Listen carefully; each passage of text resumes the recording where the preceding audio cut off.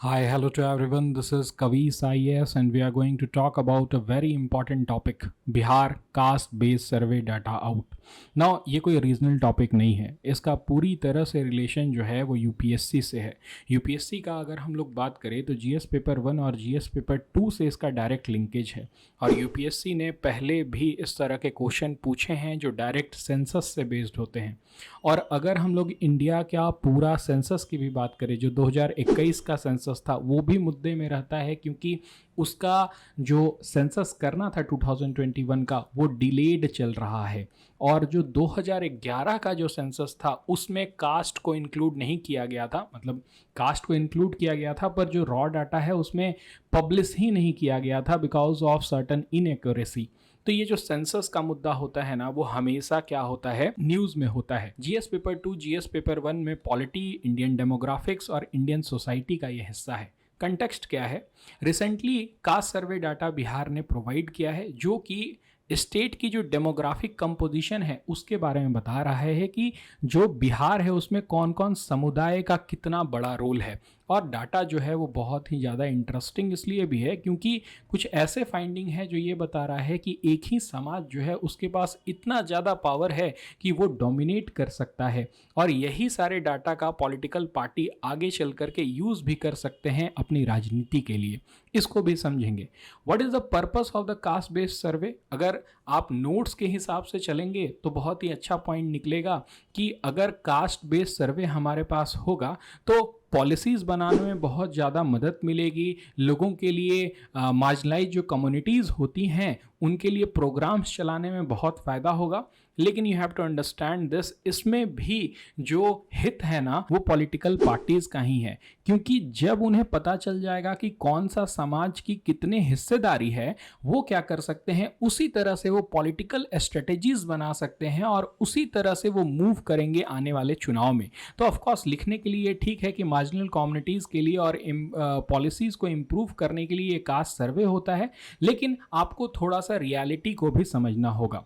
ना फाइंडिंग क्या है ये सबसे इंपॉर्टेंट है, उसको समझते हैं। अगर बिहार का टोटल पॉपुलेशन हम लोग 13 करोड़ लेकर के चल रहे हैं तो उसमें जो ओबीसी का है वो 27% है, अदर बैकवर्ड क्लासेस का। अब उसी में एक एक्सट्रीमली बैकवर्ड क्लास भी आ जाता है जिसका 36% है, और यही इसी में अगर फर्दर डिवाइड करके हम बताएं तो यादव जो हैं उनका 14% या उससे भी ज़्यादा 14% समथिंग जो है वो हिस्सेदारी है पॉपुलेशन में।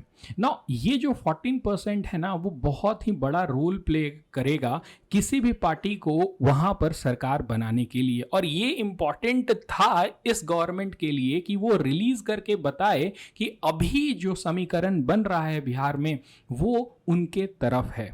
उसके अलावा देखते हैं कि फॉरवर्ड कास्ट क्या है। जनरल कैटेगरी जो है वो 15.5% है, इसमें वही ब्राह्मण और राजपूत आ जाएंगे ना। उसके बाद फिर अगर हम लोग देखें शेड्यूल कास्ट का तो वो 20% हिस्सेदारी है। शेड्यूल कास्ट की जो हिस्सेदारी है वो 20% है।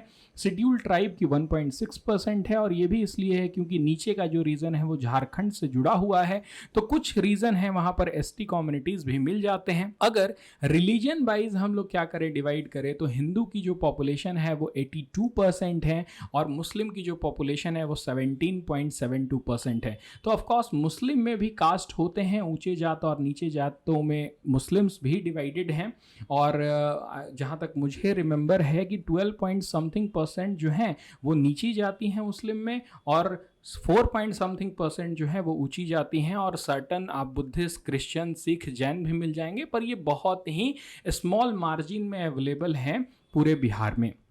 ना इस जो डाटा है उसका क्या सिग्निफिकेंस है, इंपॉर्टेंस क्या है। सबसे बड़ा इंपॉर्टेंट तो यहाँ के पॉलिटिकल पार्टीज के लिए है, क्योंकि उन्हें समझ में आ गया है कि कौन उन्हें सत्ता में रख सकता है। You can see out here, अगर अदर बैकवर्ड क्लासेस की बात करें और एक्सट्रीमली बैकवर्ड क्लासेस की बात करें, दोनों को मिला करके 63% जो पॉपुलेशन है ना वो इन दोनों का है, और अगर आप इसमें एससी कम्युनिटी को भी जोड़ देते हैं तो ये परसेंटेज अराउंड 83% हो जाता है।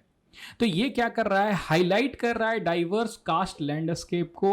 Update data on the caste matrix, ये भी इंपॉर्टेंट है कि 1931 के बाद फिर जो भी डाटा कलेक्शन होता था उसमें कलेक्ट तो किया जाता था कास्ट बेस्ड डाटा को, लेकिन उसको पब्लिश नहीं किया जाता था। तो उसमें क्या है, अपडेशन हुआ है ना। पॉलिटिकल इंप्लीकेशन क्या होगा इसका, पॉलिटिकल पार्टी जो मैं बात कर रहा था कि पॉलिटिकल पार्टीज इसका लेवरेज लेने की कोशिश करेंगे, फायदा उठाने का कोशिश करेंगे, इसी के तहत अपनी स्ट्रेटजीज बनाएंगे और ऑफ कोर्स वो एम्फेसिस भी करेंगे सामाजिक न्याय का, सोशल जस्टिस का, डेवलपमेंट विथ जस्टिस का। तो ये जो कास्ट डाटा है वो इसमें हेल्प करेगा। उसके साथ साथ ये डाटा बैकवर्ड क्लास का मोबिलाइजेशन फिर से स्टार्ट करा सकता है। बैकवर्ड क्लास क्या कर सकते हैं, रिजर्वेशन जो है उसमें डिमांड और ज़्यादा कर सकते हैं। ये जो 50% की सीलिंग है उसको हटाने की मांग कर सकते हैं। वो मांग कर सकते हैं कि जो ओबीसी कोटा है 27% का, उसमें स्पेसिफिकली ईबीसी का कोटा जो है वो अलग से बनाया जाए।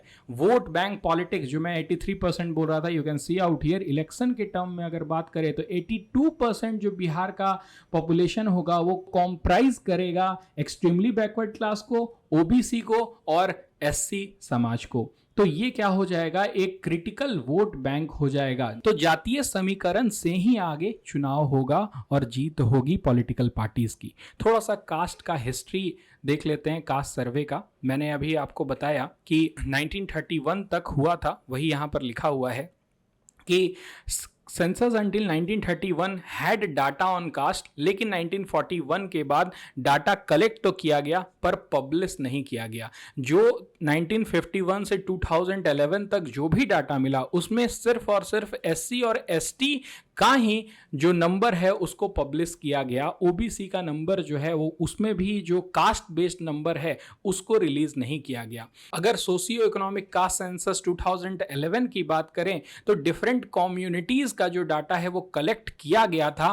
किसके द्वारा, ministry of rural development in rural area, rural development की मिनिस्ट्री रूरल एरिया में किया, और ministry of housing and urban poverty urban areas में किया। लेकिन ये जो डाटा है उसको पब्लिश नहीं किया गया क्योंकि उसमें बहुत सारी इनएक्यूरेसीज थे, उसमें बहुत सारी गलतियां थी। इसकी हवाला दे करके इसको पब्लिश नहीं किया गया। गॉट इट ना। तो 2011 का सेंसस में था इसको करना, अब 2021 में बात चल रही है कि इसको इंक्लूड किया जाए, लेकिन 2021 का जो सेंसस है वो अभी डिलेड हो गया है, अभी नहीं हो रहा है, उसमें समय है, लेकिन डिमांड है कि उसमें भी क्या करना है, इंक्लूड करना है कास्ट बेस्ड डाटा को। अब ये कास्ट बेस्ड सर्वे करने में कौन कौन से लीगल चैलेंजेस आते हैं यूपीएससी के लिए, ये बहुत इंपॉर्टेंट है। क्रिटिक्स आर्ग्यू करते हैं कि आप जब ये डाटा निकाल रहे हैं तो वो पॉलिटिकली मोटिवेटेड है। मैं भी इस बात को पूरी तरह से मानता हूं कि राजनीतिक इच्छा से ये प्रेरित होता है कि पॉलिटिक्स में बहुत ज़्यादा बेनिफिट होगा उन पार्टीज को जो कि कास्ट के ऊपर वर्क करती हैं। ये जो मेथड यूज करते हैं वो भी अनरिलायबल होते हैं, इसमें सही सही पता नहीं चल पाता है कि कौन सा समाज कितना है, वो कॉम्पिटेंस ही नहीं है। बिहार के केस में बात की जा रही है कि उनको इतना अनुभव ही नहीं है कि वो इस तरह के कॉम्प्लेक्स डाटा को रिलीज कर सकते हैं। ये सारे कुछ आर्गुमेंट दिए जाते हैं ना। उसके साथ साथ आर्टिकल 21 का भी उल्लंघन माना जाता है, क्योंकि वो क्या कर रहा है, डायरेक्ट चैलेंज कर रहा है राइट टू आइडेंटिटी को, डिग्निटी को, राइट टू प्राइवेसी को। आप क्या कर रहे हैं, किसी की प्राइवेसी का हनन कर रहे हैं, उसका जो कास्ट बेस्ड डाटा को रिलीज करके। तो ये आर्टिकल 21 का भी हनन है। लेकिन जब पटना हाई कोर्ट में ये मामला गया था तो इस मामले को खारिज कर दिया गया था by coating a very important case, Indira Sahani case. उसके साथ साथ जो हमारा आर्टिकल 16 है, आर्टिकल 16(4) ऑफ द कॉन्स्टिट्यूशन है, जो रिजर्वेशन की बात करता है, उसका भी हवाला दे करके जो कास्ट बेस्ड सेंसस है उसको मान्यता दी गई है by the high court. Okay, अब आपको आर्टिकल्स भी याद रखने हैं, जितने सारे भी आर्टिकल्स हैं। जैसे मैं आपको एक एग्जांपल के तौर पर बता दूं कि आर्टिकल 14 से लेकर के आपको आर्टिकल 18 तक याद रखना है। अगर आप समानता की बात कर रहे हैं, इक्वलिटी की बात कर रहे हैं, जैसे आर्टिकल 14 राइट टू इक्वलिटी हो गया, article 15 discrimination on certain grounds हो गया, आर्टिकल 16 जो है वो यही है, रिजर्वेशन की बात करता है, अपॉर्चुनिटीज की बात करता है, आर्टिकल 17 जो है वो अनटचेबिलिटी की बात करता है और आर्टिकल 18 जो है वो टाइटल्स की बात करता है। तो आप जब भी कोई भी चीज पढ़ें, कोई भी मुद्दा पढ़ें और उसमें अगर कोई आर्टिकल आ रहा है तो आपको 110% उसको याद रखना बहुत जरूरी है ना। अब जैसे कि यहाँ पर भी एक लीगल पॉइंट है जिसको हमें समझना है, कॉन्स्टिट्यूशनल पॉइंट है जिसको हमें समझना है कि सेंट्रल गवर्नमेंट के पास ये एक्सक्लूसिव ऑथोरिटी होती है सेंसस कराने का, ये स्टेट गवर्नमेंट का काम नहीं होता है। मैंने इसीलिए बोला कि ये मुद्दा हाईकोर्ट चला गया था और हाईकोर्ट ने अलाउ किया इसके बेसिस के ऊपर कि आप करा सकते हैं। समझिए इस बात को, एक्सक्लूसिव ऑथोरिटी कैसे मिलता है। देखिए हमारा जो 7th शेड्यूल है ना, वो क्या करता है, जो पावर हैं उसको बांट देता है किसके किसके बीच में, सेंटर और सेंटर में यूनियन लिस्ट आप ले लीजिए, स्टेट लिस्ट ले लीजिए और कंकरेंट लिस्ट ले लीजिए, इन तीनों भागों में बांट देता है ना। अब इसमें जो यूनियन लिस्ट का एंट्री नंबर 69 है वही एक्सक्लूसिव ऑथोरिटी देता है सेंट्रल गवर्नमेंट को कि आप ही सेंसस कराइएगा। और इसी का उल्लंघन माना जा रहा है, लीगली माना जा रहा था कि बिहार गवर्नमेंट ये नहीं कर सकती है। मैंने बता दिया कि किस तरह। अच्छा, यहां पर लिखा हुआ भी है कि पटना हाई कोर्ट ने इंदिरा साहनी की केस को कोट किया और आर्टिकल 16(4) ऑफ द कॉन्स्टिट्यूशन का हवाला देते हुए इसको लीगलाइज किया। तो हम लोगों ने ये पूरा वीडियो में बहुत सारे पॉइंट को समझा कि बिहार का ये जो सेंसस डाटा था उसकी क्या इंपॉर्टेंट फाइंडिंग थी, जो देश में सेंसस होने वाला है उसमें किस तरह से कास्ट बेस्ड डाटा उसको डालना है, क्या क्या सिग्निफिकेंस है इस फाइंडिंग का, वो बहुत इंपॉर्टेंट था। सो आई होप आपको सारे पॉइंट समझ में आए होंगे। यूपीएससी के लिए हिस्ट्री ऑफ कास्ट सर्वे देख लीजिएगा, सेंसस को थोड़ा सा स्टडी कर लीजिएगा कि पहले का क्या सेंसस था, अब का क्या सेंसस है, क्योंकि यूपीएससी इस तरह के सवाल पूछता है। I hope you understand all the point. That's it for this video. Thank you.